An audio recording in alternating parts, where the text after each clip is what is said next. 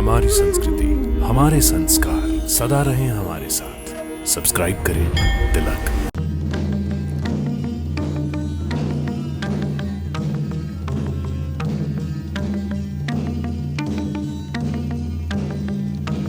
धमकी ताकत की शिव धनु धरही,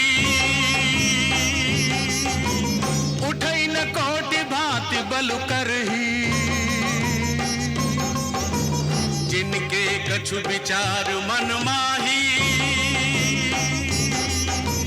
चाप समीप महीपन जाही।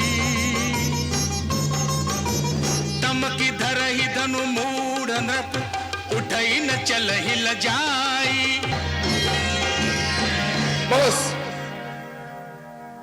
बहुत हुआ, अब और उपवास न हो तो अच्छा है।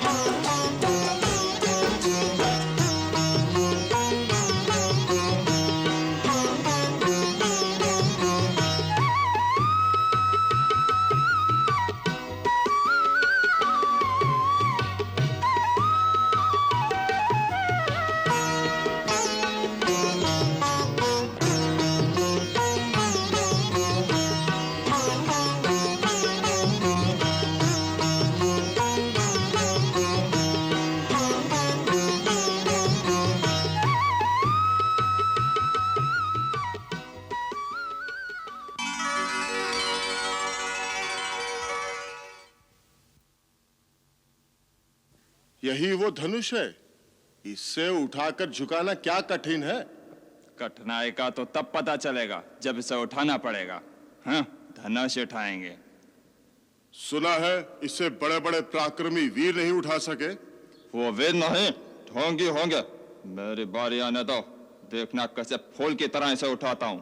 तुम्हारी बारी आने से पहले किसी और ने उठा लिया तो यहाँ से जीवित नहीं जाएगा।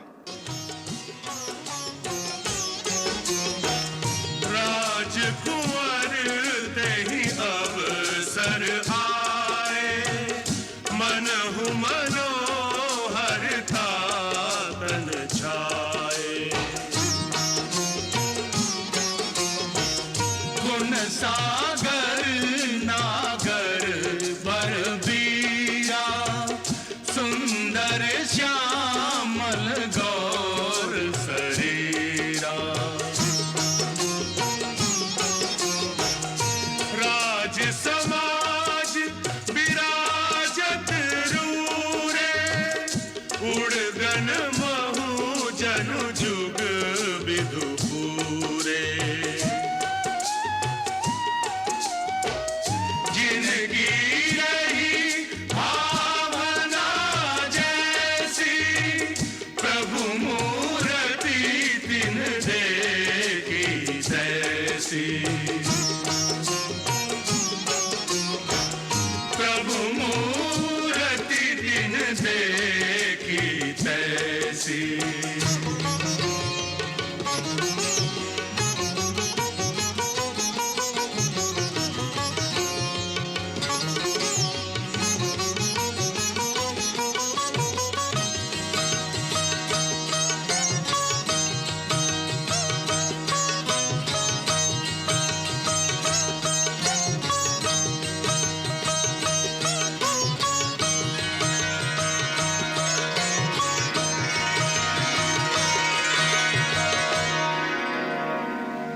विशेष अतिथि लगते हैं।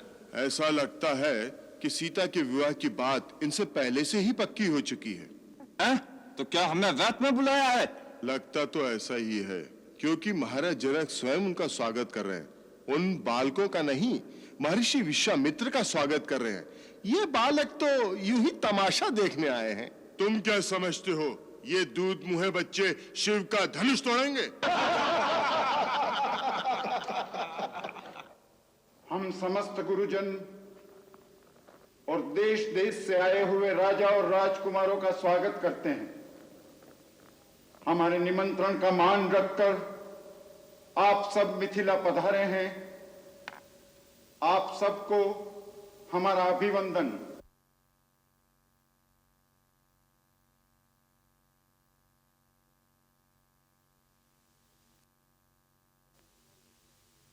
महाराज, अब राजकुमारी सीता को सभा में बुलाना चाहिए।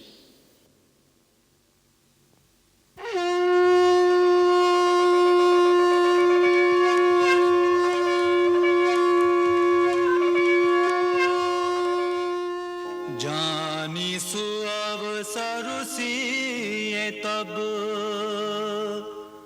पठई जनक बोला,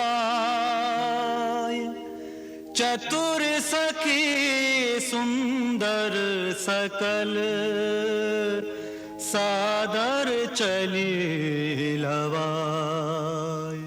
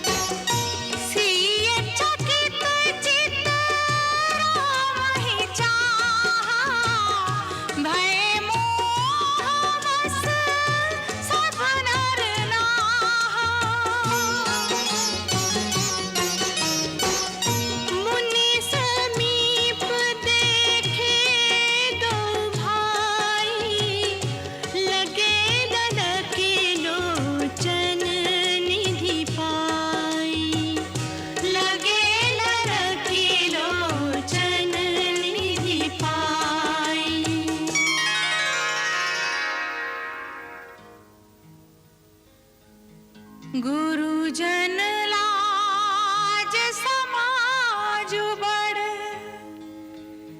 देख सिय सकुचानी, लागे बिलोकन सखिन तन रघुबीर ही उर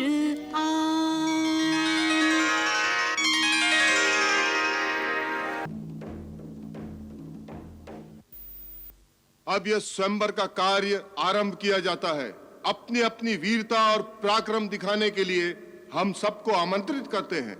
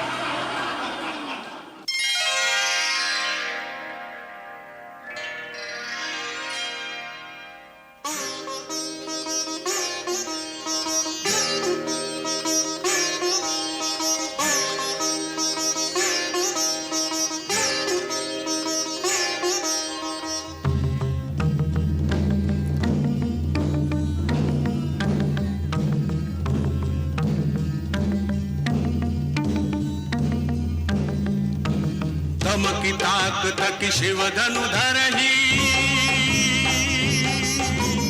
उठई न कोटि भांति बलु करही जिनके कछु विचार मन माही चाप समीप महीपन जाही तम की धरही धनु मूढ़ नृप उठई न चलहि लजाई मनहु पाई भट बाहुबल अधिक अधिक गरुआई डगई न शंभु सरासनु कैसे कामी बचन सती मनु जैसे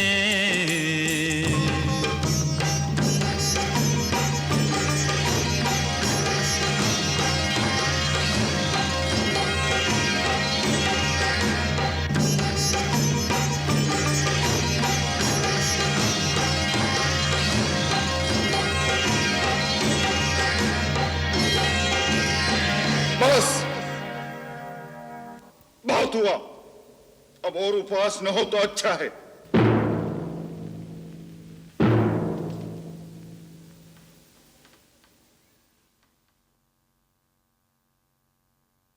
देश देश और द्वीप द्वीप के बड़े बड़े राजा और राजकुमार मेरा प्रण सुनकर इस स्वयंवर में आए हैं। मैं यह भी देख रहा हूं कि इस सभा में न केवल मानव बल्कि कई देव और दानव भी मनुष्य का रूप धर कर आए हैं। परंतु मुझे बड़े दुख से कहना पड़ता है कि अपने आप को परम पराक्रमी, रणधीर, शूरवीर कहलाने वाले इन सब लोगों की भीड़ में सच्चा वीर एक भी नहीं निकला।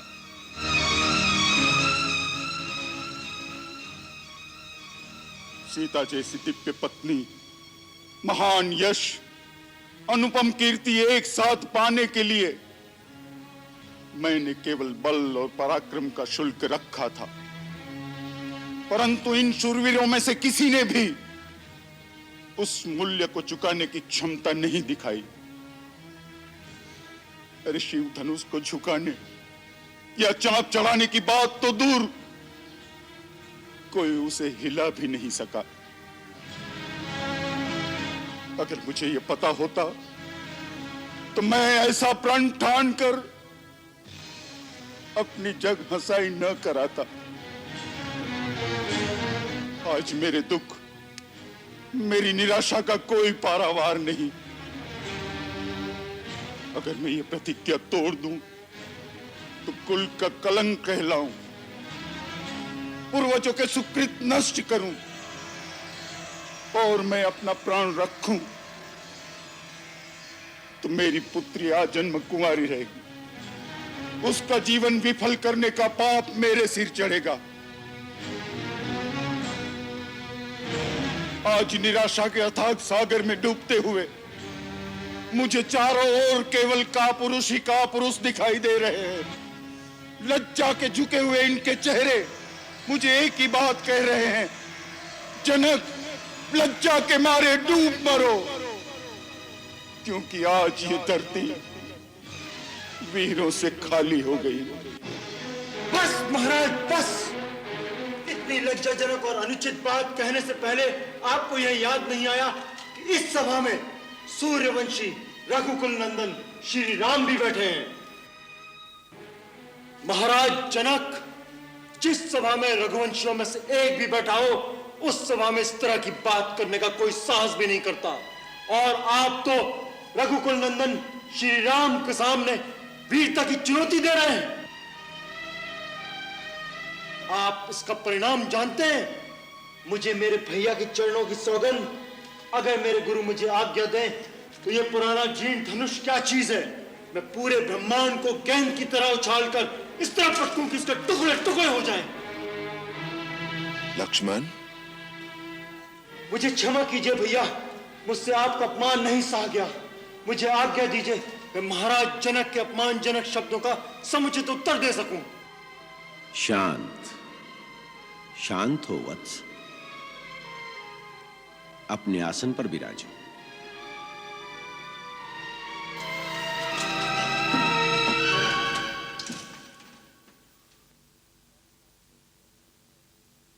किसी का अपमान करने का मेरा विचार नहीं। घोर निराशा के कारण ये उद्गार फूट पड़े। यदि किसी की अवहेलना हुई हो तो वो मुझे क्षमा करें।